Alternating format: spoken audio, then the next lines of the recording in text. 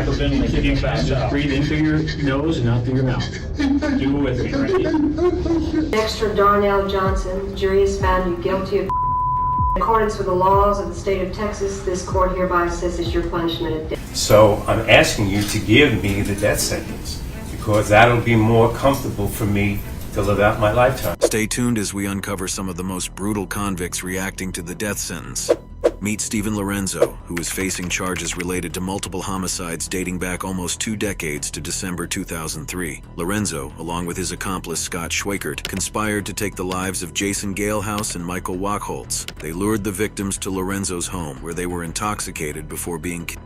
The cause of death was blunt force trauma to the head, which was later ruled as homicides. Lorenzo and Wachholtz disposed of the bodies by placing them in a trash bin. Now in court, Lorenzo is compelled to confront the mothers of the victims 2 decades after the crimes were committed. And I can tell you right now, I am sick of my stomach to have to look at your disgusting face. You pulled away and you laughed about it. Laughed! What the hell is wrong with you?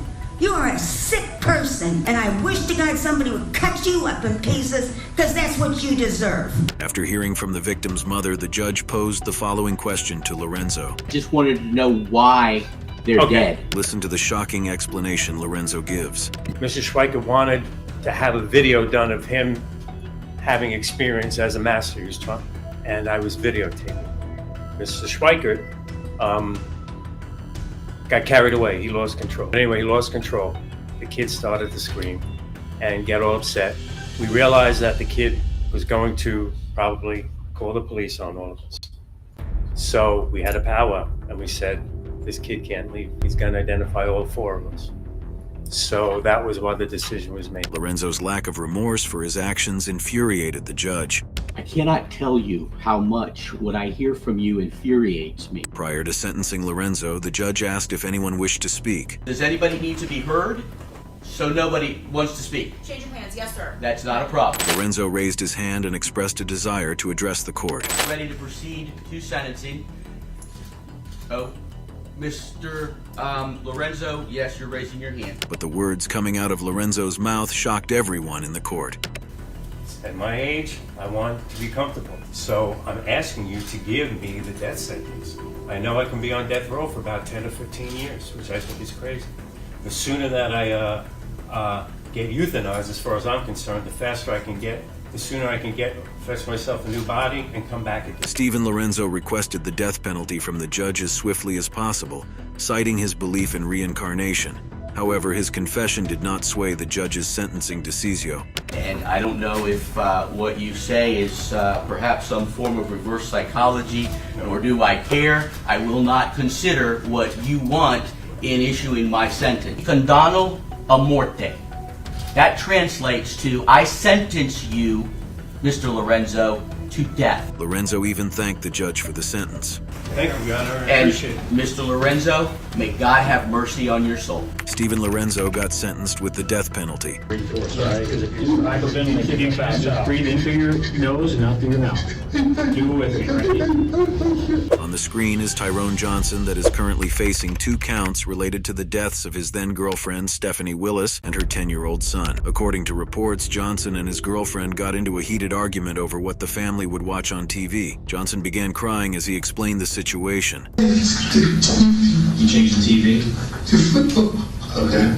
Especially when his then-girlfriend Stephanie blamed him for their son's recent death. She said, I see why your son killed himself like because you were and I called her back and I said, come and get. Johnson called his father to come over and take him away, but it was during that phone call that Johnson lost control emotionally and fired at the 2 victims. Now to court, Johnson argued that Stephanie's son, Ricky, ran into the room when he heard the chaos, getting caught in the crossfire. However, the prosecutor refuted this version of events. He went and hunted down that little boy and shot him under a bed. We have shell casings, we have blood, we have holes in the wall. Later in the trial, Johnson was given a moment to speak, during which he pleaded for mercy and vehemently argued his innocence. Truly remorseful and deeply sorry. The state, knowing nothing about me, would have me believe that before you was a vicious man who went hunting for human life. Now to the victim's family. Grief we feel is never ending. Every minute of every day. We will never watch him grow up, never see who he would have become. Now to the judge's statement before sentencing him. Suffice it to say that a precious child is dead. This murder was heinous, atrocious, and cruel. Now to the judge sentencing him. For those acts, I sentence you to death. Tyrone Johnson got sentenced to the death penalty. The case of Dexter Johnson, suspected of robbing and taking a life in Texas. Dexter was part of a group of 5 that randomly chose to target Maria Aparece and Hui No that sat in their car outside. Dexter was in a group of 5 people while the incident happened. Dexter and his accomplices tried to convince the victims to hop into their car, but as they refused, they chose to force them in the back seat. After putting them in the back seat, they drove to a secluded spot, robbed them, and then took their lives afterwards. Johnson was arrested a few days later, but when he was taken into custody, the police didn't have any evidence directly linking him to the crime. When they traced the stolen vehicle, they found DNA evidence that could tie Johnson to the crimes.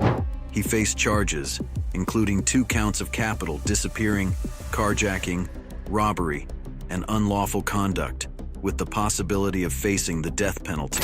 Charged for taking 2 lives, carjacking, robbery, and sexual assault, Dexter Darrell Johnson faced the gravest of consequences under Texas law, the death penalty.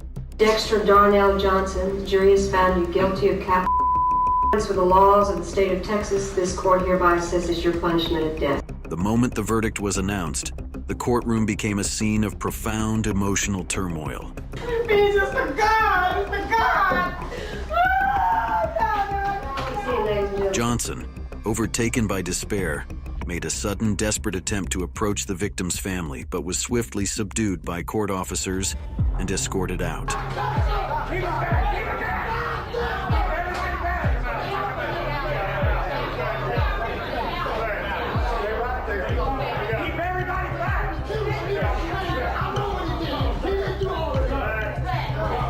Johnson was just 18 when he got his sentence, but 13 years later in 2019, a big change happened. A federal court stopped his execution because they said he had an intellectual disability, which meant he shouldn't face the death penalty. His case where 68 was run over by a car. This is Darrel Brooks, convicted of a horrific act that took 68 lives. In Waukesha, Wisconsin, Brooks drove his SUV into a Christmas parade, causing unimaginable chaos and despair. The prosecution's case painted a clear picture. Brooks's actions were no accident. He drove with lethal intent, striking 68 people before his destructive path came to an end, leaving 6 dead and dozens injured. Plowed through 68 different people. He kept going until he got to the end, and there was no more bodies to hit. It was intentional. Faced with overwhelming charges, Brooks made the decision to represent himself in court. If you are allowed to represent yourself in this case, sir, you will not have attorneys assisting you. They are gone from this case. Do you understand that? I think I will probably be better served representing myself. This choice led to numerous contentious moments throughout the trial. His time in the courtroom was marked by frequent outbursts and interruptions, challenging the patience of the court and revealing the depth of his defiance. And he can show it is inadmissible, he will not be questioned, and under 906.11 I will declare the cross-examination closed. Thank you, we're in recess, 1 hour. Get your facts straight. So let's open the door on all of it then so we can get all of it on the record. Since you think you know so much.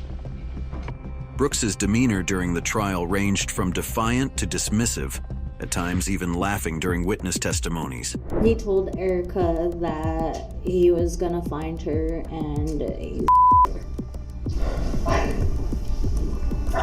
Tensions reach at a peak when Brooks engaged in a direct confrontation with the judge, resulting in a tensy standoff that left the courtroom on edge. From 2003, criminal trespass to dwelling from 2006. Right, I need to take a break. This man right now is having a stare down with me. It's very disrespectful. He pounded his fist. Frankly, it makes me scared.